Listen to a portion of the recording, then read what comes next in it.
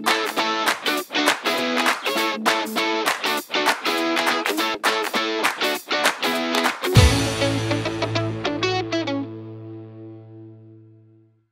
everyone and welcome back to the Love You channel where we teach you the fundamentals about self-acceptance, self-love, and just love you. Here is Andrew, my co-host, to let us know what today's lesson is all about. Well, another event happened this week that has roiled our lives and shocked our lives, and that was the passing of R.B.G. And it's been tough for us to even function this week thinking about what a loss this is. So we did what we normally do, and that is we started to create. And we had Ashley create an incredible collection of R.B.G. masks. So it's been a tough week, another one of those events that happens that really changes your thinking.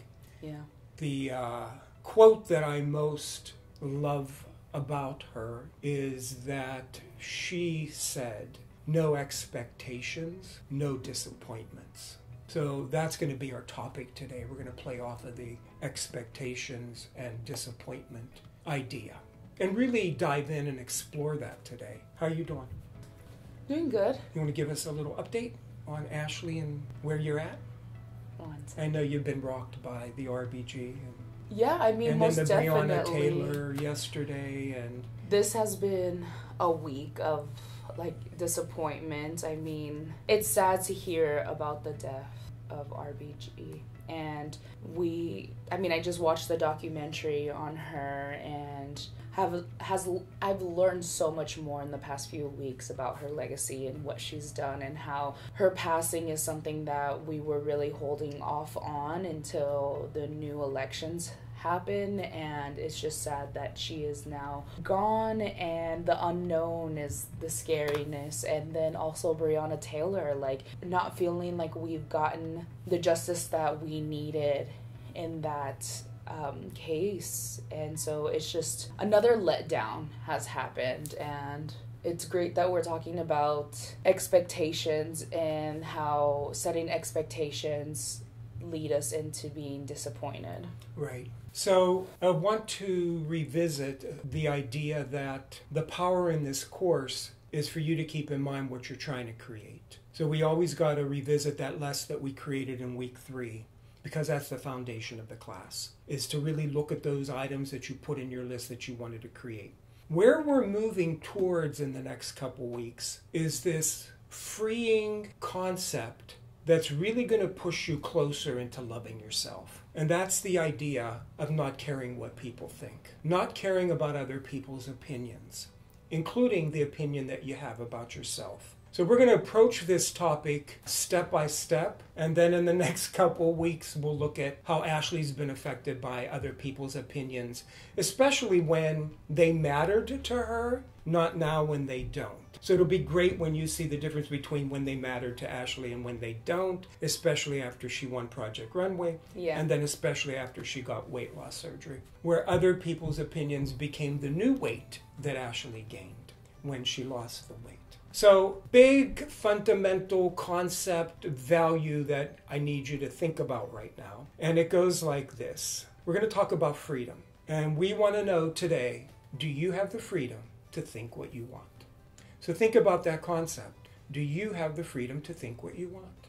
Our hope is that you're saying yes to this concept, because that's the foundation of this class. The foundation of this class is that we have the internal value of freedom to think what we want. And on some level, we also have the freedom to do what we want. So given that freedom, today we're going to talk about expectations versus preferences. So when we look at our list, we're looking at a list of things that we would prefer to have in our life. We're looking at relationships and the qualities of the relationships that we would prefer to have in our lives. So there's a difference between living in the world of preference and living in the world of expectations. And like R.B.G. said in her quote, "No expectations, no disappointment." And I wonder what that means. So when I think about relationships, especially a relationship that you're in that was not based on what you want, and was not based on the list, I promise you it's not going to work out, because these preferences that you have for a reason. When those preferences turn into expectations, things start to deteriorate. And when we talk about expectations, I really want you to think about yourself. Do you have the freedom to make up your mind? So I wanted to dive deeper into your relationship and what happened. And I also wanted to talk about sometimes actually you had expectations instead of preferences. So let's jump in. Let's talk about a couple times. I had an expectation of picking up after himself, cleaning the house. When he would cook a meal for himself, I would expect him to also think about me, because there was certain things that I would do and that I would also be thinking about him that I was expecting for him to do the same. There's just so many expectations that I hate that we're diving into this, because it's like old thinking that I've just put in the back burner. What's the problem? What's the issue around expectations, so that people understand? It's the disappointment. It's the feeling that I have in my stomach of I did the damage by expecting certain things, giving certain people jobs, and when they didn't do it, they disappointed me, and I'm the only one that's being disappointed. They're not disappointed. They're like, what the hell? I can't read your mind. So I always think of like, when I'm expecting certain things from certain people, I have to remember they're not mind readers. It's either I have to tell them and they're okay with it, or they're not okay and me being okay with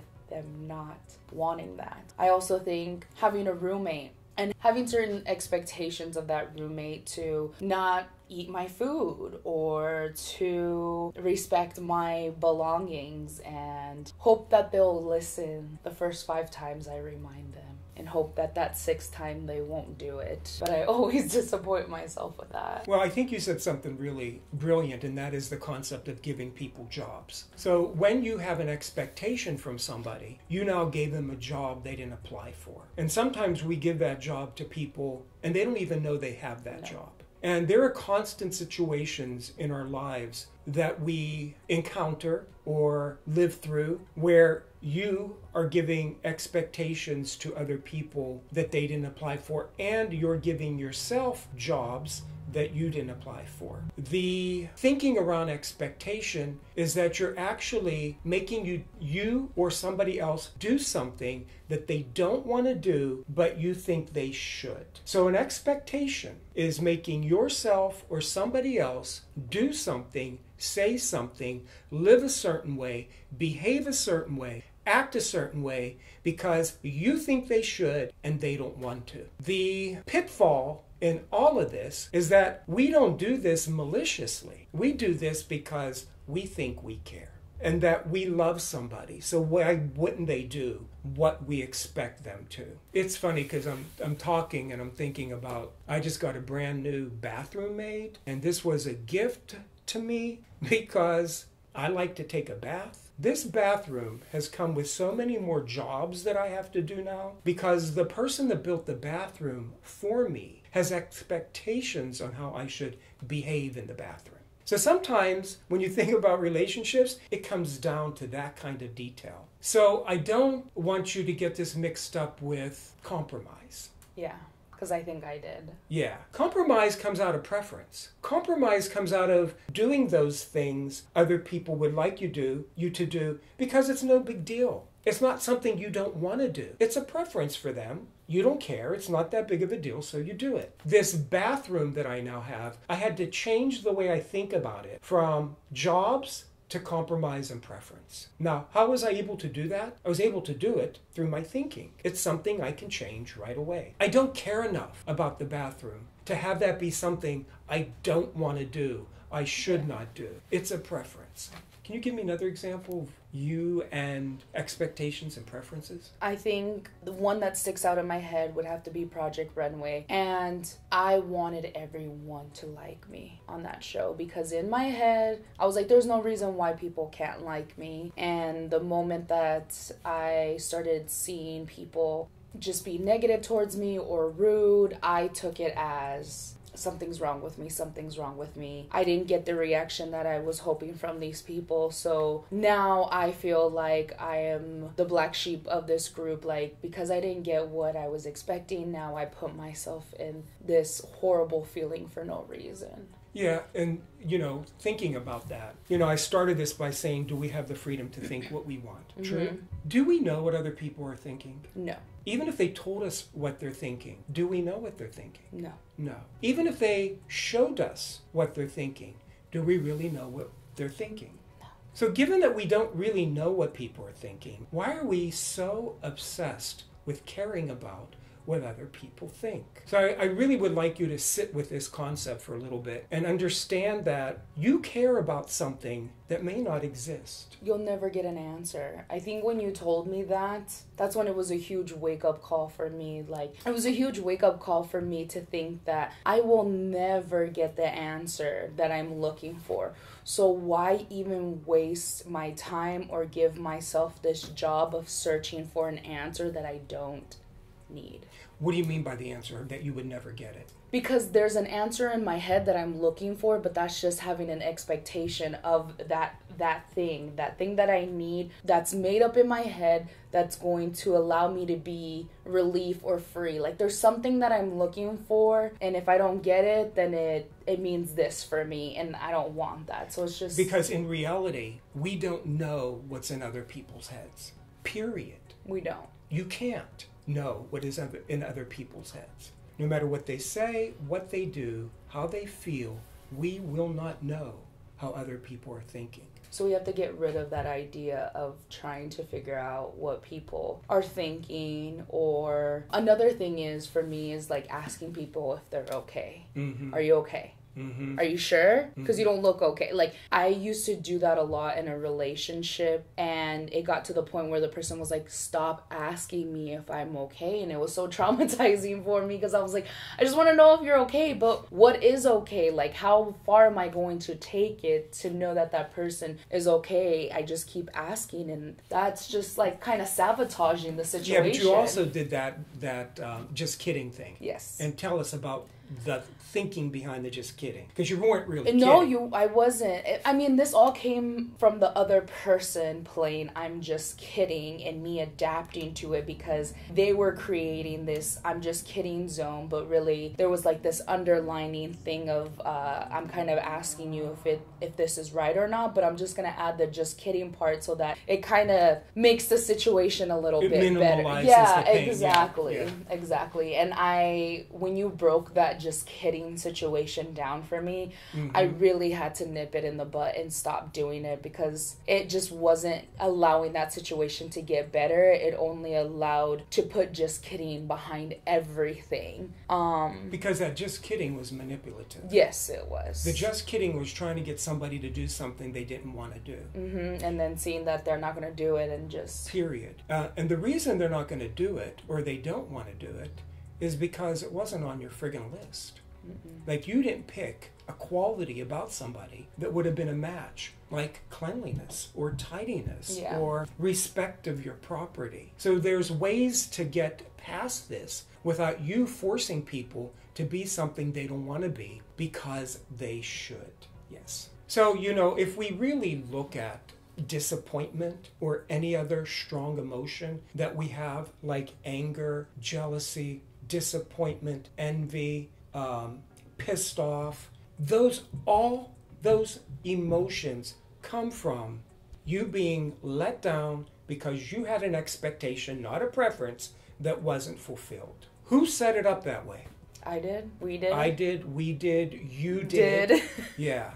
Yeah. And again, the catch-22 in all of this is that when we do this, we're not doing it maliciously. We're doing it to save something. We're doing it to save ourselves. We're doing it out of love. But when you think about last week in the relationship, if you didn't think a relationship was going to pan out bad again, would you be doing any of that? No. No.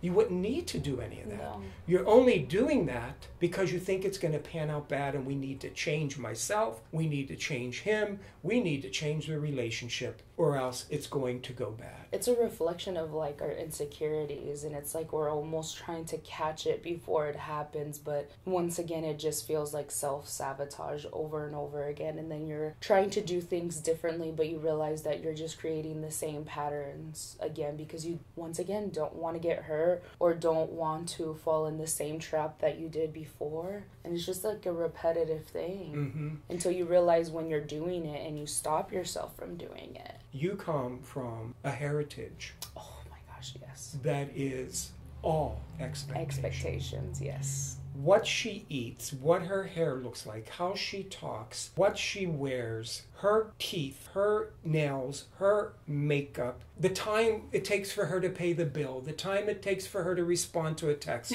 all of it is a world of expectations that's put upon her. And for Ashley, it's been tough for her to maintain relationships, especially ones with family that are really built from love, because the people doing this to her have good intentions, telling her how to live her life, because they think they know how she should live her life. But she's become too smart to buy into it anymore. And Ashley notices it right away, that it's nothing but other people's expectations on how she should be, how she should look, how she should talk. Her winning Project Runway only amplified her heritage's expectations of how she should be presented. Ashley, you can't go outside like that. You might have been able to before, but now everybody sees you, and it's a bad reflection on who? Them. Those people who are expecting those things. Yeah. Oh my gosh, yeah. You're just like bringing up everything, my whole childhood. Yeah, and it was out of love, but it also... They cared, but it also killed Ashley's soul. It killed her spirit. It killed her willingness to do anything for herself. And then we think about, why are people depressed? Or why can't people function? Or when they get up, it's hard for them to move. It's because the expectations that people have put on you, and then you've adopted them, and now you put them on yourself, are overwhelming. Oh, it's heavy. Like, I remember telling you that I was already 400 pounds, but I was telling you how I felt like I was wearing a weight suit on top of the weight that I was already carrying because of how much expectations people were expecting from me. Not only my close family, my friends, my audience, just everybody around me expected so much from me that I was that person who was trying to please everybody because... She did not go on Project Runway. She did not win Project Runway to live up to your expectations, although you thought she should. I'll never forget the kid that wrote you after you got weight loss surgery and told you you're no longer his hero. Well, who made her his hero? She didn't want to be his hero. Why did he adopt her as his hero? Why did he give her that job she didn't apply for? She went on a friggin' reality program, designed and won. She now doesn't have to wake up the next day with 1,000 more jobs, which, by the way, she did in her thinking. Yes, I did. Which is why we began this series saying 4 years ago she was depressed, sad, crying, and she should have been in the most joyous part of her life. And this is why. It's because this society and social media has created an expectation machine. Yep. Where if you buy into it, you're going to get nothing but disappointment. And we're expected to share every moment of our life. We're expected to look a certain way, act a certain way, be happy, attract a certain things. Like, there's so much expectations, and then we put so much expectations on ourselves to look a certain part on social media. I think I fell into that part of making sure that I looked happy, when in reality I wasn't happy. Even the joy of launching this show, some of the comments we're getting are just... It's really sad to think that people are sitting in their homes and we're creating this series to give people hope and to make a change. And their perception is their perception. And now that she's not designing clothing for them, they're disappointed. And how dare she live her life the way she wants to? It's because she has the freedom to live her life the way she wants to. And by the way, you do too. I would highly recommend that you start to live it. You will now get the tools to live that life. I highly recommend that you live it. Am I pontificating? They have to work with me. these poor people. I love it. So I hope that you begin to understand where we're headed in this class. Two things are going on at the same time. We've got these things that you want to create, and we've got your thinking that we're sorting out. As we sort this out, these become closer and closer, and you'll begin to attain the things that you want in life. There's joy here. There's joy over here in thinking through all of these things that have created this 400-pound weight on your body. So I'm excited about this path that we're taking, and I hope that you are too. Is there anything else you want to add today? I think I would like to take this time and actually talk about one of our comments that we got on our Facebook, for our YouTube channel for our first week's video that we launched. And we've been asking people now to submit some questions that you would like us to talk about and actually work through on these videos for you. So I would like to take this time and actually talk through about one of our audience members' questions, changing it up on you. Changing it up on me. So this, I'm going to read it to you. This is amazing, Ashley. I can't wait for this series. This totally resonates with my current situation. I've also stopped designing recently as more opportunities surged in education. I can't help but feel imposter syndrome when walking into work. Can't wait to change that mindset with you all. So what does she mean by imposter syndrome, Andrew? Imposter syndrome means that she thinks she should be doing something, but she gets up every day and goes and does something that she took an opportunity for. This is a way of... That's a sickening syndrome, because I felt that. Yeah, it's a way of labeling yourself to make you feel good about doing what you're doing instead of doing what you love. And you, in your thinking, are saying that you're an imposter. And if you continue thinking that you're an imposter, then you won't really ever pursue what you want. Because you can get up every day and go teach and still pursue design. You can't pursue design if you think that you're being an imposter all day, every day. If you were pursuing design, you're pursuing design and you're going after something you love. Hey, look, there's no limitations on that list. Who said you can't design? Our thinking. You're thinking. She designs. She taught sewing classes. She taught flower crown workshops. She does influencer work. None of those is she being an imposter. Is she hiding what she really wants to do? Mm. Even if you were designing just to design, you're designing. So labeling something, to me, is a way of making yourself feel good about what you're not doing. Yeah, but I also think that we give the power of labeling things. Like, I think when you told me what we do when we label certain words and how labeling certain words make us feel a certain way, like fat, gay, lazy.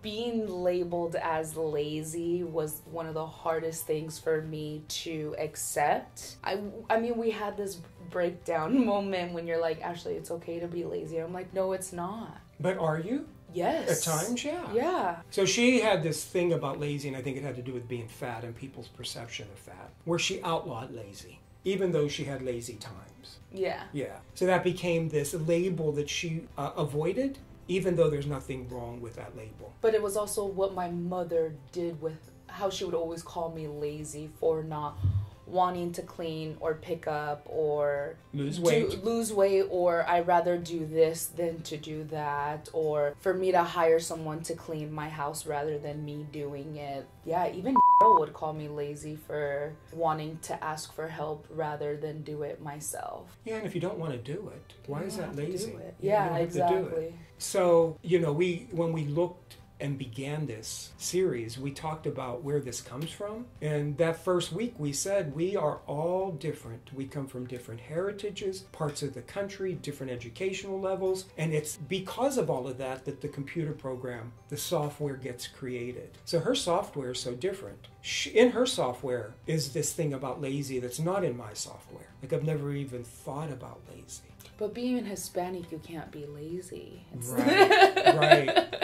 It's outlawed. Yeah, it's outlawed. Like, being Hispanic comes with these underlined jobs that you are given to at birth. Right. Like, you have no clue about until you start growing up, and they're like embedded in your mind. Yeah. And if you're not raised with all those things, then you're not a good person. Right. So hear what she said. Because of her nationality, it came with jobs. Because of where she lives, it came with jobs. Because she won Project Runway, it came with jobs. Because she lost weight, it came with jobs. So we have all these jobs that we keep giving ourselves that we didn't apply for. And it's so much weight that's on us. And when we say that once we do the work and we realize how freeing it is, it's by letting go of all that expectation weight that we put on ourselves that becomes so much more freeing in our minds to allow us to achieve and obtain those things that we do want, and stop focusing our mind on the things that don't really matter and kind of set us back and create self-sabotage. Yeah, and if you're sitting there thinking right now,